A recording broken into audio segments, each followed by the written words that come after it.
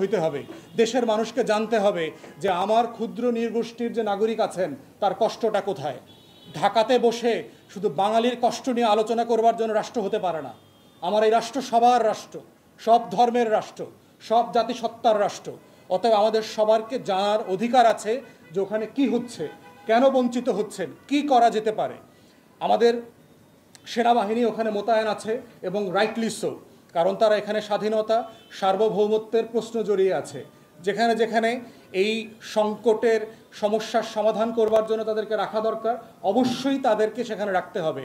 আমাদের জাতীয় সার্বভৌমত্ব স্বার্থ কোনোভাবে আপোস করা যাবে না, এটা সবাইকে মাথায় রাখতে হবে।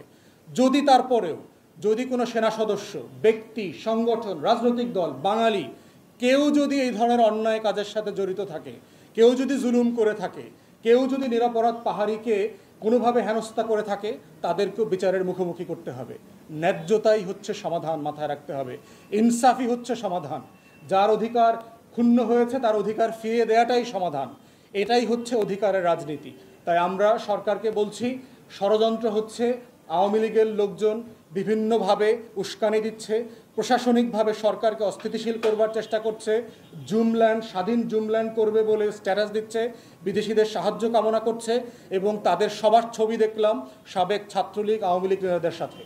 অতএব ঢাকা বিশ্ববিদ্যালয়ে যারা মিছিল মিটিং করছেন, যারা পাহাড়ি জনগোষ্ঠী আছেন এবং যারা ওখানে আন্দোলন করছেন, প্রত্যেকের ক্যারেক্টারিস্টিক্স এবং সংগঠনের হিস্ট্রি আমাদের গোয়েন্দা সংস্থাকে ভালোভাবে মনিটর করতে হবে। যারা ন্যায্য দাবি দেওয়া করছেন তারা অবশ্যই মোস্ট ওয়েলকাম, কিন্তু যারা আওয়ামী লীগের দালালি করছেন, গত বিভিন্ন সময়গুলোতে আপনারা বেনিফিশিয়ারি হয়েছেন, রাষ্ট্রকে অস্থিতিশীল করেছেন, তাদের ব্যাপারে তদন্ত করে বিচারের মুখোমুখি করতে হবে।